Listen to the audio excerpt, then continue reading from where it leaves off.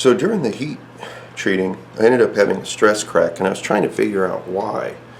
And after I examined the oil was actually floating on top of some water. And I think that when I dipped it in there, this portion was what was much hotter than this portion. That's the first thing. So I think that there was uneven heating. But second of all, the water was cooling things off differently than the oil. And I think that's what caused it. So I have a crack that basically goes down about right to here. Okay. Now, it'd be a shame if I had to throw this blade away. I can save it. You know, I'm thinking two things. I can either just kind of cut straight down this way, turn it into just a thinner knife, and just use it as something maybe in the shop or something. Or what I can do is I'm going to see if I can save this, the size of this. I won't be able to use it outside probably, you know, no survival stuff or nothing, but I should still be able to use it in the shop, or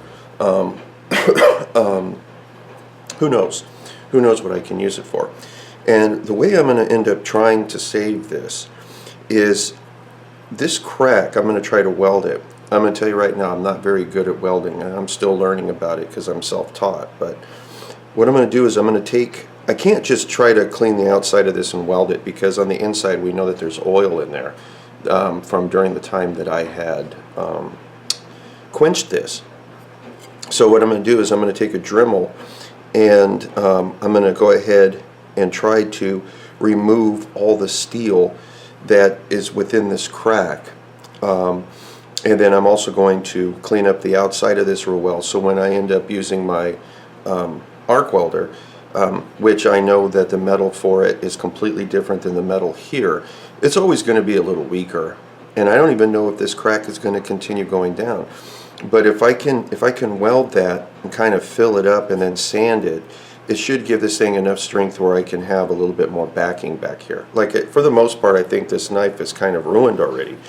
But I'm going to give it a shot. You know, this is the only way to figure out if something like this is going to end up working, is experimenting, you know. So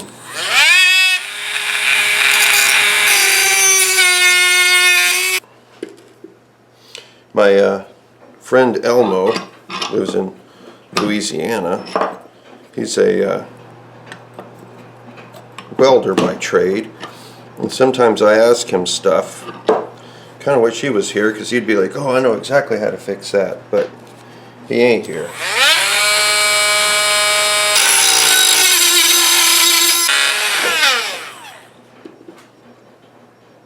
I'm looking inside the crack right now, making sure that there's no what's the word I'm looking for? Oil, where I can see clean steel on both sides. And for the most part I can. Right up here it looks like it wouldn't hurt for me to clean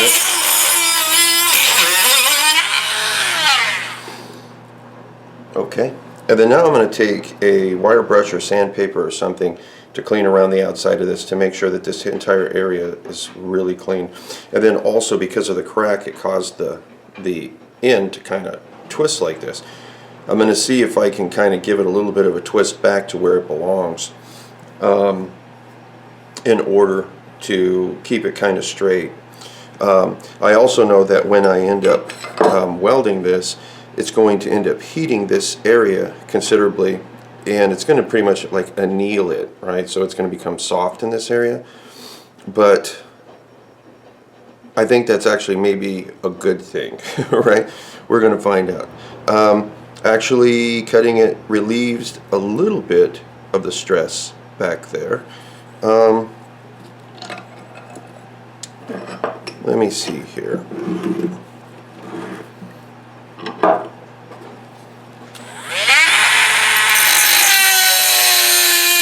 So now at this point, I'm going to see if I can go ahead and sand this area up. I'm going to try to bend this a little bit. It might break. I have no idea. Let me see what direction I need to go. Let me put this over here.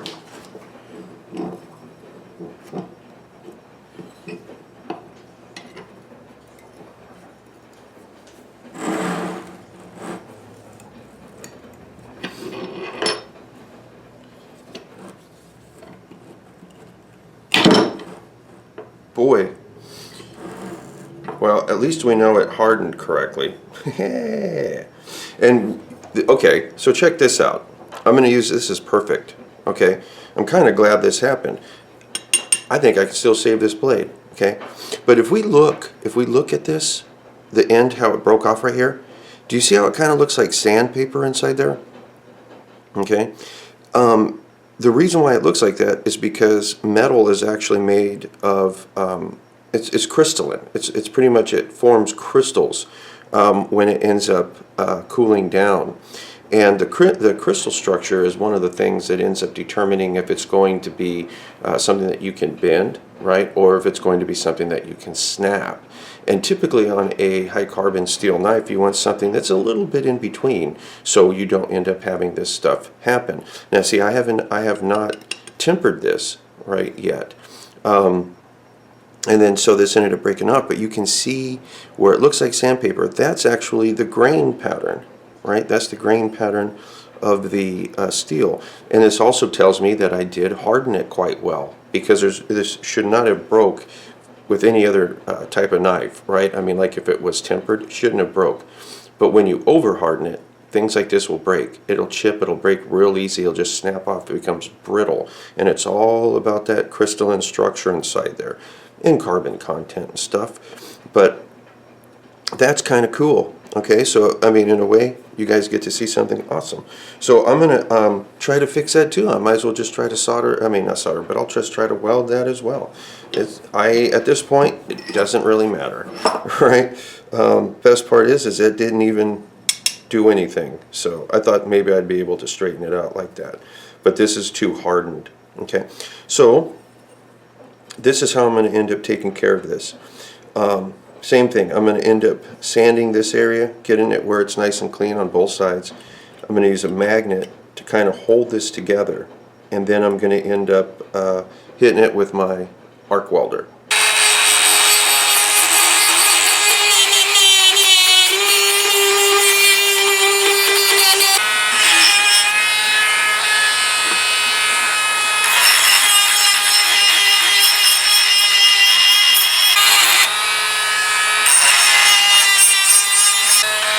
And now I'm going to clean off a spot, so that way I know I have an area that my ground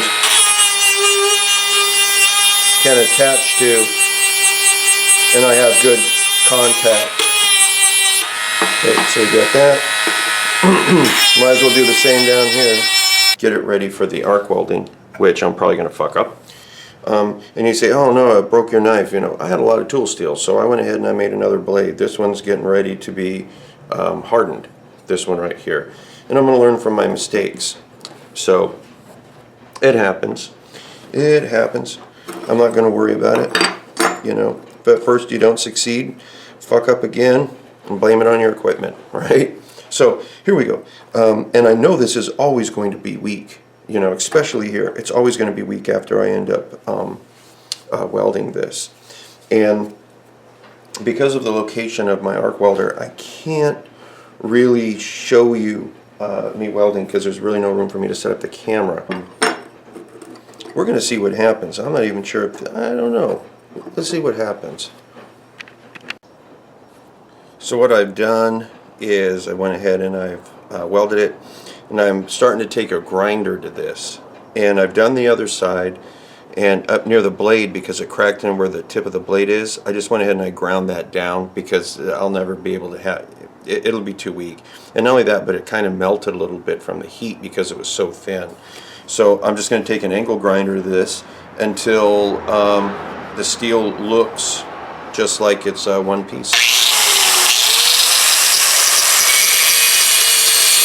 So what I'm seeing is a little bit of a crack here, and I'm seeing some dimples right there.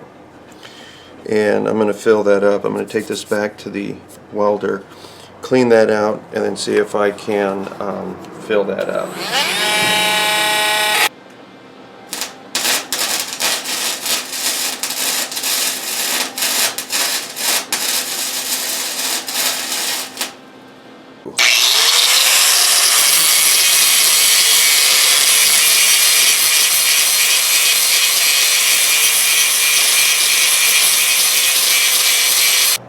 I can see a little bit of remnants of the crack right there, and I see a little bit of a pit right there. But I think I'm going to be okay. So what I've done is I've taken this over to my belt sander, and I've been basically riding it kind of like this on the belt sander to not only even everything up, but to remove everything. And it's slowly taking away some of this edge, but the more that I've been removing some of this, the more I'm thinking this would actually end up being a really killer steak knife, right? So by the time that I'm finished with this, I'm going to end up, you know, sharpening the tip of it and whatnot, and just keeping this in the kitchen, and just use this for like some type of knife to cut meat up. We'll find out, because I mean it is getting thinner, and because of the way that I'm kind of curving this, it definitely is reminding me a lot of like a kitchen knife.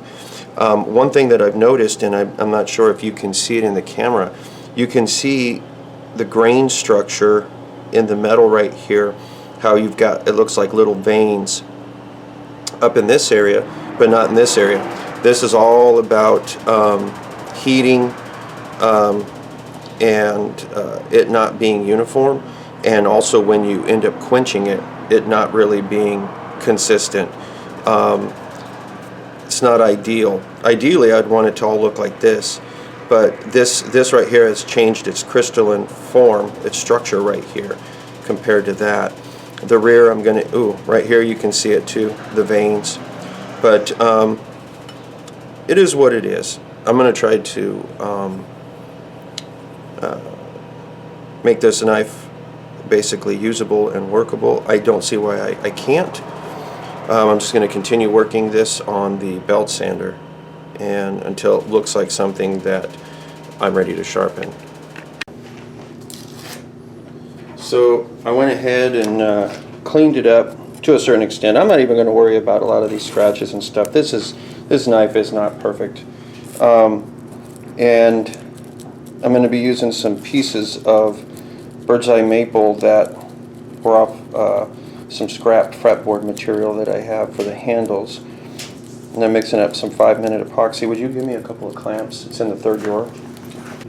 The epoxy up here is going to be important if I'm going to use this for a kitchen knife, because I need to make sure that the water can't get inside there. Oh, let's see.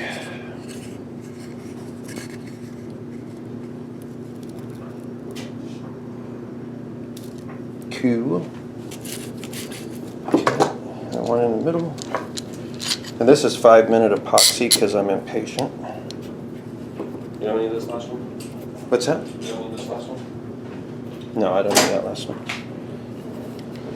Okay, now I'm going to use a razor to scrape up the last bit of that. Cool. So now in about 5 or 10 minutes, it'll be cured enough that I can go ahead and kind of shape this out on the bandsaw, and then just sand it to any shape that feels comfortable to me.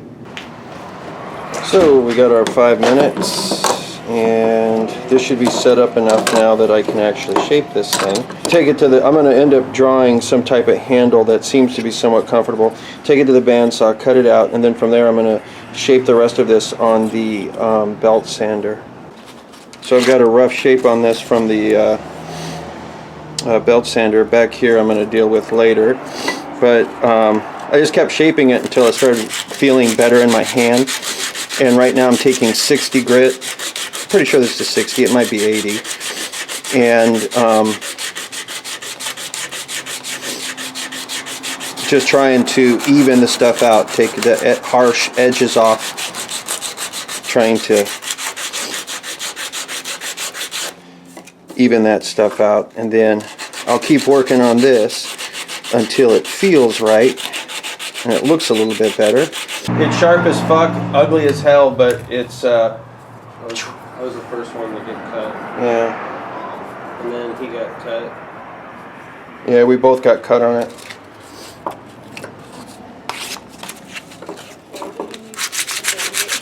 No. Band-Aids are for fags.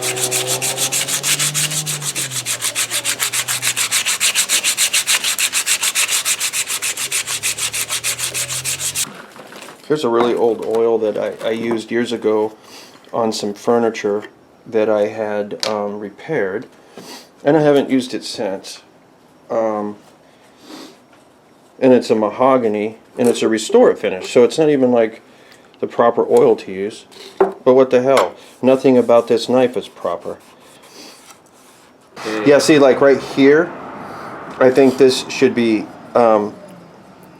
sanded down more, like right here at an angle, so this finger, when it goes inside there, it sets in nice and neat. Like I say you right here. should- Let me do that.